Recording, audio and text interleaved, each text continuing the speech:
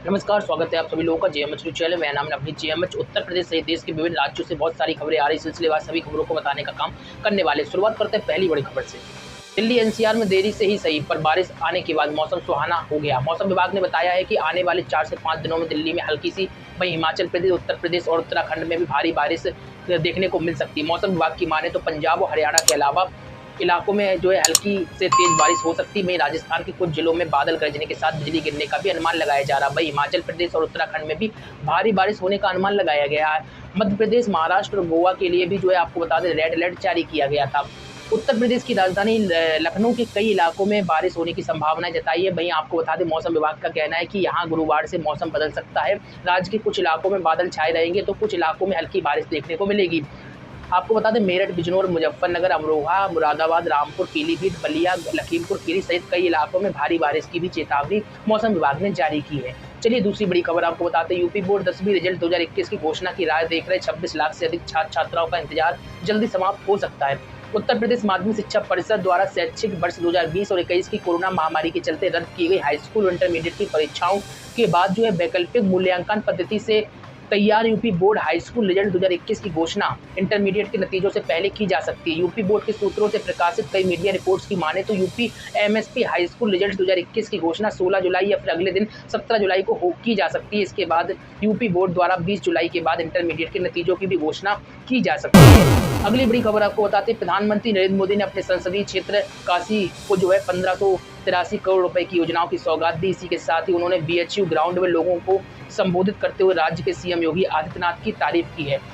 आपको बता दें बीते दिनों राज्य में नेतृत्व परिवर्तन और फेरबदल जैसी चर्चाएं सामने आ रही थी। सीएम योगी आदित्यनाथ को कर्मठ और लोकप्रिय नेता बताते हुए पीएम मोदी ने कहा कि संकट से निपटने के लिए योगी सरकार के काम की जितनी सराहना की जाए कम है। पीएम नरेंद्र मोदी ने अपने भाषण में कहा कि यूपी के लिए पहले भी योजनाएं बनाई जाती थी, लेकिन से पहले लखनऊ से रोड़ा लग जाता था। सीएम योगी आदित्यनाथ की जमकर तारीफ करते हुए मोदी ने कहा है कि मुख्यमंत्री खुद हर काम को संभालते हैं, वह हर काम पर बारीकी से नजर रखते हैं और काशी से लेकर पूरे प्रदेश में हो रहे कामों की निजी तौर पर निगरानी भी करते हैं। अगली बड़ी खबर आपको बताते हैं। डीएलएड के 2021 सत्र में प्रवेश के लिए ऑनलाइन आवेदन 20 जुलाई से शुरू होंगे।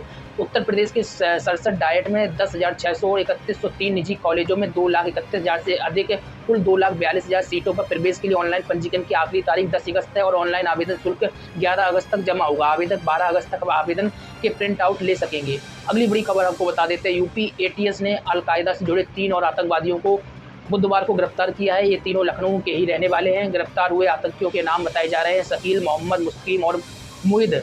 आपको बता दें यूपी एटीएस ने जानकारी दी है कि 11 जुलाई को एटीएस ऑपरेशन में अंसार गजबातुल हिंद से जुड़े 2 आतंकियों जिनमें मिनहाज और मसरुद्दीन को लखनऊ से गिरफ्तार किया गया था। दोनों अभियुक्तों को अदालत के आपको बता दें हुक्म पर 14 दिनों की पुलिस हिरासत में भेजा गया था और इनसे पूछताछ की जा रही थी। एटीएस को मिनहाज और मसरुद्दीन से पूछताछ में इन तीनों के बारे में जानकारी मिली। तीनों अलकायदा से जुड़े आपको बता दें अंसार गजबा उल हिंद के मेंबर हैं। एटीएस ने बुधवार सुबह वजीरगंज जनता नगर निवासी शकील को बुद्धा पार्क के पास से दबोच लिया। अगली बड़ी खबर आपको बताते हैं। देश के लाखों केंद्रीय कर्मचारियों के लिए बहुत अच्छी खबर निकल कर आई, क्योंकि जिसका वो बेसब्री से इंतजार कर रहे थे वो ऐलान हो चुका है। दरअसल केंद्रीय मंत्री अनुराग ठाकुर ने प्रेस कॉन्फ्रेंस करते हुए ऐलान कर दिया है कि केंद्र सरकार के कर्मचारियों और पेंशन भोगियों के लिए महंगाई भत्ते यानी डीए को 17 से बढ़ाकर 28% कर दिया गया है और 1 जुलाई 2021 से लागू हो जाएगा। मंत्री ने बताया कि कोविड महामारी के कारण डीए में बढ़ोतरी पर रोक लगाई गई थी। अब इस फैसले से देश के 48,34,000 केंद्रीय कर्मचारियों को 65 लाख से अधिक पेंशनर्सों को लाभ होगा। तो इन कर्मचारियों में खुशी की लहर है। अगली बड़ी खबर आपको बताते हैं। भारत में ईंधन की कीमतों के रिकॉर्ड ऊंचाई पर पहुंचने के बीच देश के नए पेट्रोलियम मंत्री हरदीप सिंह पुरी ने उपभोक्ताओं के लिए कीमतों को कम करने की जरूरत पर जोर दिया और इस उद्देश्य से उन्होंने तेल उत्पादक देशों से संपर्क करना भी शुरू कर दिया है। दरअसल पुरी ने पिछले हफ्ते कतर के ऊर्जा मंत्री को फ़ोन किया था और उन्होंने बुधवार को संयुक्त अरब अमीरात यानी कि यूएई के अपने समकक्ष सुल्तान अहमद अल जावेर को भी फ़ोन किया। पुरी ने ट्विटर पर लिखा कि हमने उपभोक्ताओं के लिए और सस्ती कीमतों की व्यवस्था करने के उद्देश्य से ऊर्जा क्षेत्र के दूसरे आपूर्तिकर्ताओं में स्थिरता, निश्चिंतता एवं व्यवहारिकता की भावनाएं लाने के लिए यूएई तथा अन्य मित्र देशों के साथ मिलकर काम करने की अपनी इच्छा जताई है। चलिए अगली बड़ी खबर आपको बताते हैं, उत्तर प्रदेश के प्रयागराज से है। यहाँ पर आपको बता दें, गांव का विकास करने वाली पंचायतों को मुख्यमंत्री पंचायत प्रोत्साहन योजना से पुरस्कृत किया जाएगा और इसके लिए ग्राम प्रधानों से 15 अगस्त तक आवेदन मांगे गए हैं। जिला पंचायत राज अधिकारी DPRO ने जानकारी दी है कि गाँव की बेहतरी के लिए ये प्रयास किए जा रहे हैं और जिसका विवरण जो है हमारी पंचायत वेबसाइट पर भरना होगा। बताया गया है कि आवेदन के बाद जिला स्तरीय कमेटी उसकी जांच करेगी। जांच के बाद जिसका काम उत्कृष्ट होगा उसी को सम्मानित किया जाएगा। DPRO ने बताया इसमें कोविड प्रबंधन, स्वच्छता, पर्यावरण सुरक्षा, बेहतर उत्तम सुशासन, सामाजिक सौहार्द एवं सहभागिता, नियोजित विकास आदि के आधार पर जो है पुरस्कार के लिए मूल्यांकन किया जाएगा।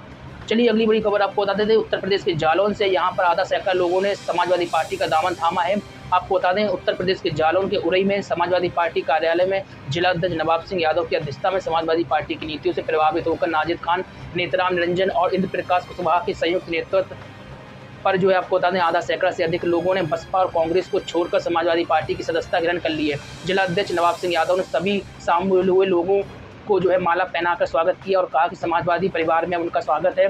समाजवादी उनके सुरक्षा और सम्मान में कभी कमी नहीं होने देंगी। सदस्यता ग्रहण करने वाले लोगों में आपको बता दें, देवेंद्र चौधरी, जगदीश सैनी, मोहम्मद आसिफ, शशिकांत, उदय सिंह पाल, अख्तर मंसूरी, इमरान, इजहार खान, हनीफ, ब्रजभूषण सिंह, आलोक, शेर सिंह, राम भरत आदि जो है सहित कई लोग उपस्थित रहे जिन्होंने सपा की सदस्यता ग्रहण की। इस मौके पर समाजवादी पार्टी के पूर्व विधायक दयाशंकर वर्मा, शिवराम कुशवाहा, जिला सचिव जैनलाउद्दीन, उपाध्यक्ष जो है अतर सिंह राठौर, जिला प्रवक्ता महेश चंद जो है विश्वकर्मा उपस्थित रहे। अगली बड़ी खबर आपको बता देते हैं, उत्तर प्रदेश के स्वास्थ्य एवं परिवार कल्याण मंत्री जय प्रताप सिंह ने कोरोना संकट के बीच कांवड़ यात्रा की इजाज़त देने वाले राज्य सरकार के फैसले का बचाव किया है। मंत्री ने कहा है कि यह आस्था एवं परंपरा से जुड़ा हुआ विषय है। मंत्री का ये बयान भी आया है जब आपको मालूम होना चाहिए कि जब सुप्रीम कोर्ट ने राज्य में कांवड़ यात्रा की इजाज़त पर स्वतः संज्ञान लेते हुए बुधवार को राज्य सरकार को नोटिस जारी किया। शीर्ष अदालत ने कहा कि कोरोना संकट के समय कांवड़ यात्रा की इजाज़त देना परेशान करने वाला फैसला है। कोर्ट ने यूपी सरकार को इस मामले में शुक्रवार तक जवाब देने के लिए भी कहा। आपको बता दें, राज्य सरकार को अपने कोविड प्रबंधन पर पूरा भरोसा। यह बयान जो है जय प्रताप जैकी जो है इनका आया है। सुप्रीम कोर्ट की टिप्पणी के बाद प्रतिक्रिया देते हुए स्वास्थ्य मंत्री ने कहा कि इस साल कांवड़ यात्रा होगी क्योंकि सरकार को अपने कोविड प्रबंधन पर पूरा भरोसा है।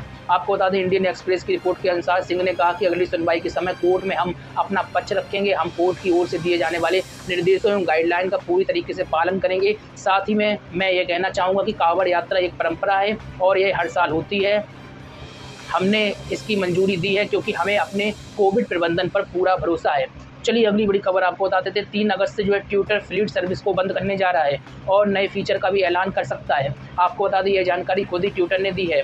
चलिए अगली खबर आपको बताते हैं, केंद्र सरकार ने कपड़ा निर्यात के लिए राज्य व केंद्रीय करों और शुल्क में छूट योजना मार्च 2024 तक जारी रखने को मंजूरी दे दी है। इसमें कपड़ा निर्यातकों को केंद्रीय और राज्य करों पर पहले की तरह छूट मिलती रहेगी और इस पहल का मकसद टेक्सटाइल सेक्टर की प्रतिस्पर्धा क्षमता को बढ़ाना है। प्रधानमंत्री नरेंद्र मोदी की अध्यक्षता में मंत्रिमंडल की बैठक में ROSCTL योजना जारी रखने को मंजूरी दे दी गई है। यह मंजूरी उसी समान दर पर दी गई जिसकी अधिसूचना कपड़ा मंत्रालय ने परिधान निर्यात और चादर, कंबल, कालीन आदि के निर्यात के लिए जारी की थी। चलिए अगली बड़ी खबर आपको बताते हैं, भारतीय सेना में सरकारी नौकरी के लिए आवेदन कर रहे उम्मीदवारों के लिए बड़ी खबर है। हाल ही में एक वेबसाइट पर भारतीय सेना से संबंधित विभिन्न पदों पर रिक्तियां निकाल दी गई, जिसके बाद कई युवक और युवतियों ने जॉब के लिए आवेदन भी करने की ठान ली। अब भारत सरकार की तरफ से चेतावनी जारी कर दी है। जी हाँ, सुन लीजिए, समझ लीजिए। चेतावनी जारी करते हुए बताया गया कि सेना की नौकरी को लेकर जारी किया गया नोटिफिकेशन और वेबसाइट दोनों ही फर्जी हैं। गौरतलब हो कि कोरोना वायरस की दूसरी लहर थमने के साथ ही बेरोजगार हुए युवाओं को नौकरी की तलाश है।